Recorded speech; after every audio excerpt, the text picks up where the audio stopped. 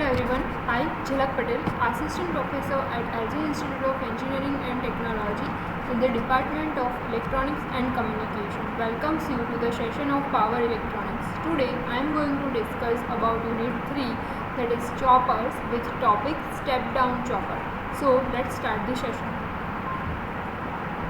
First of all, let me start with the principle of step down chopper.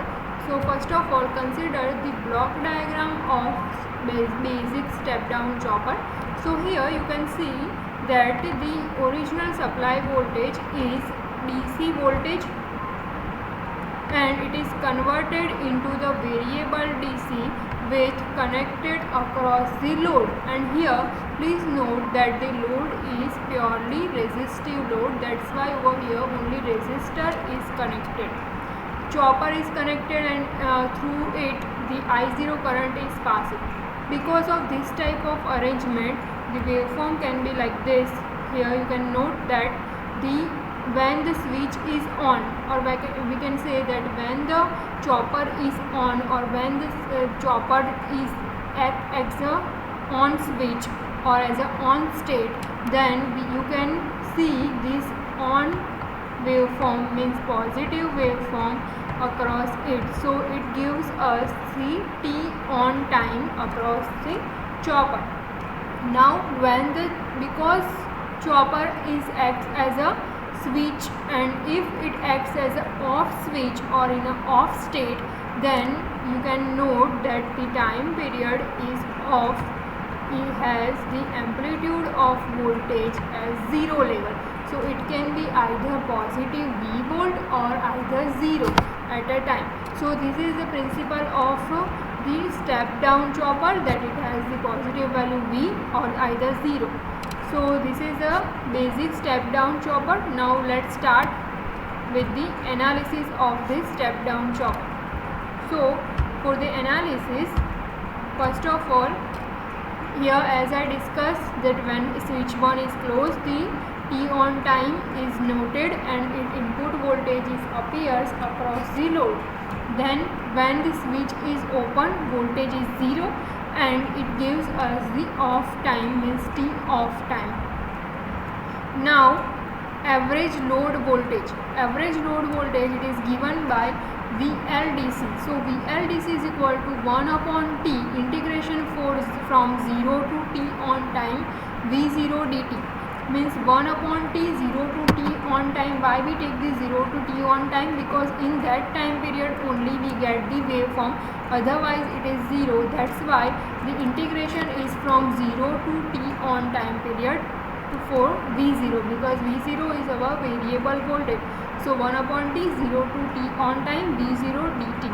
Now if we integrate this term, we get the answer, because V0 is the voltage B and integration of time period T is nothing but the integration of 1 is T and limit is from 0 to T on.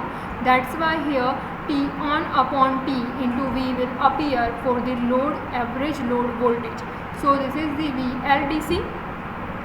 Now the on time divided by the total time gives us the duty cycle, means T on time divided by T on time plus T off time. But T on and T off time is called as a total time, and that's why over here T on upon T is nothing but the duty cycle time, or we can say that D.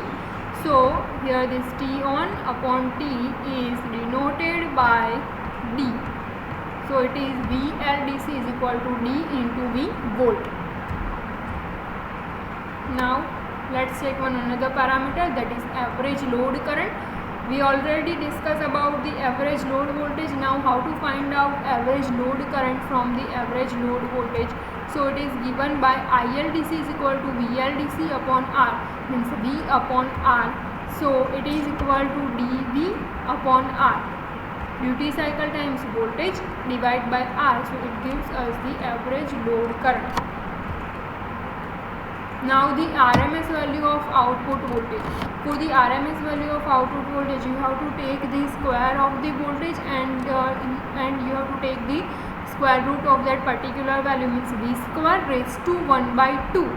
So if we want to calculate that, then again 1 upon t integration 0 to dt, but over here you have to take the square of that output voltage, means V0 square dt raised to 1 upon 2. So 1 upon t integration from 0 to dt, because the duty cycle time, now this duty cycle time is nothing but the on time, that's why from 0 to dt times integration V0 square dt. Now if you integrate this, then it looks like this, 1 upon t 0 to dt, V0 square is nothing but the voltage V, that's why over here we write V square into dt raised to 1 upon 2. Now this V square is constant, so it is out of integration, so V square upon t into 0 to dt, integration of 0 to dt, there is no term of dt, present time period is here, so integration of 1 is t and limit from 0 to dt, that's why dt minus 0.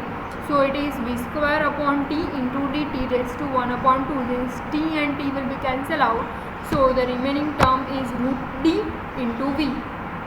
Root d into V volt. This is called as a RMS voltage. Now RMS load current, we already calculated the RMS load voltage. So now to find out the RMS load current, you have to divide it by the resistor, with resistor, because the load is resistive. That's why IL RMS equal to VL RMS upon R. We have the value of VL RMS, that is root D times V. So root D into V upon R, that is IL RMS. Now for the input power. So input power is given by the Pi. So Pi is equal to 1 upon t into integration 0 to dt, V0 into I0 dt. Means the integration from 0 to duty cycle time V0 into I0 into dt. Means the total power divided by the time period. This gives us the value of the input power. So that's why we write 1 upon t 0 to integration dt, V0 into I0 dt. This gives us the input power. Here there is no losses, that's why the input and output power will be equal if there is no losses across the device. Now if we integrate this, then it is 1 upon t, and again integration remains as it is, but this I is called as V by R. I can be written as the V by R. So V0 is also V, so V square upon R. So now if we integrate this last equation, we get D into V square upon R, because this V0 square upon R is constant, that's why it is out of the integration, means V0 square upon R constant and out of the integration, 1 upon t as it is, but integration of dt, integration of 1 dt is t and limit is from 0 to dt, that's why it is like dt upon t, so d into V square upon R. So this is called as an input power. Now effective input resistance. So effective input resistance is the output voltage upon the load DC current that is flowing through the device. So V upon IR DC, that is called as effective input resistance. Now this ILDC is nothing but the dV upon R, so we put the value of ILDC over here. This V and V will be cancelled out, so the remaining term is R upon D. Effective input resistance is the resistance divided by the duty cycle period. That's why Ri is equal to R upon D. This is called as a effective input resistance. Now let's take one example related to it. The DC chopper has a resistive load of R is equal to 10 ohm and input DC voltage of 200 volt. When the chopper switch remains on, its voltage drop is 2 volt and chopping frequency is 1 kHz, and if duty cycle is 30%, then determine average load voltage, RMS load voltage, form factor and ripple factor. Now the equation for form factor and ripple factor is same for the this chopper also. If you remember the unit 2 ripple factor and form factor equation, we have seen that. So same equation we will use for this, like form factor square minus 1 raised to 1 by 2 gives us the ripple factor. So in same way we will calculate the ripple factor for this one also. So let's start with the solution. First of all, average load voltage. So average load voltage is given by 1 upon T integration 0 to dt. Originally it is a V0, but it is V minus V chopping voltage will be reduced, so that's why it gives us the original output voltage. Because if you see the RMS voltage equation, then here you can see that this is the input DC voltage is also there, and the chopping voltage drop of 2 volt due to chopper operation is there. So you have to subtract this from the original DC voltage and then you have to apply. So that's why over here we write this equation like V minus V chopping. So this is 1 upon T 0 to dt, again duty cycle time, V minus V chopping voltage into dt. So if we integrate this, there is no term of T present, that's why this term is constant. V minus VCH is out of integration. So V minus VCH as it is divided by T, and here there is no term of T present, so integration of 1 is T and limit is from 0 to dt, and that's why over here we write this. So this T and T will be cancel out, so remaining part is V minus V chopping voltage into T. So if we put the values, then 200 minus chopping drop, if you see the problem statement, there is a voltage drop of 2 volt. This 2 volt is a chopping voltage, so it should be here. V chopping voltage is equal to 2 volt. So it is equal to 200 minus 2 into 0.3 means 198 into 0.3. So it gives us an average load voltage of 59.4 volt. Now let's find out another quantity, that is RMS load voltage. So for RMS load voltage you have to take the square of the voltage and the square root. So let's start with it. So it is 1 upon T integration from 0 to dt, V minus VCH square into dt raised to 1 by 2.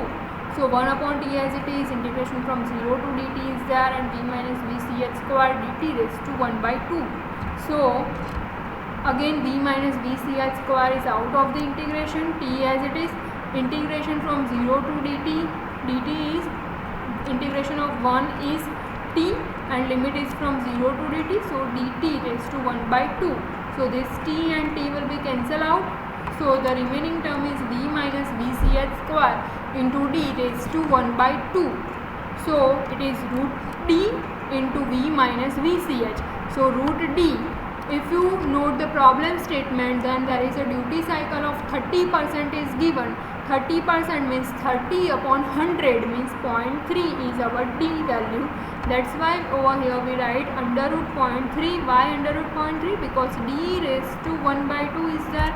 So it can be written like root D. It can be written like root D into V minus VCH square. So this square and square root will be cancelled out, so root D into 198. So this gives us answer 108.4 volt. This is RMS load voltage. Now let's find out the form factor and ripple factor.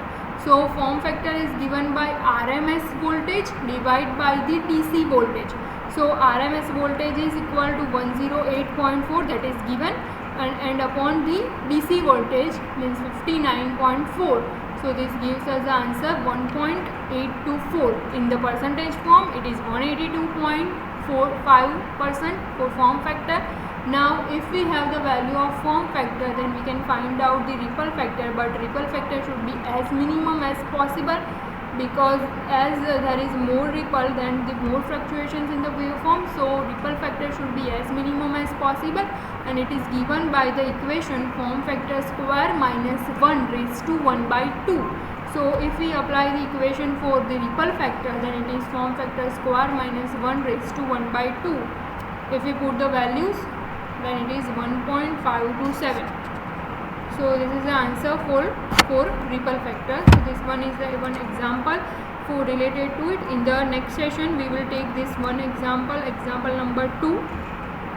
For the given data in example number 1, also find out the chopper frequency and effective input resistance. You should try this by yourself. And chopper frequency is actually the output power upon input power. So we already discussed about the input and output power in the previous slides. So you just try to solve this chopper frequency. In the next session we will see the solution related to example number 2. Up to this, if you have any queries or question, you can ask me on my WhatsApp number. Thank you for watching.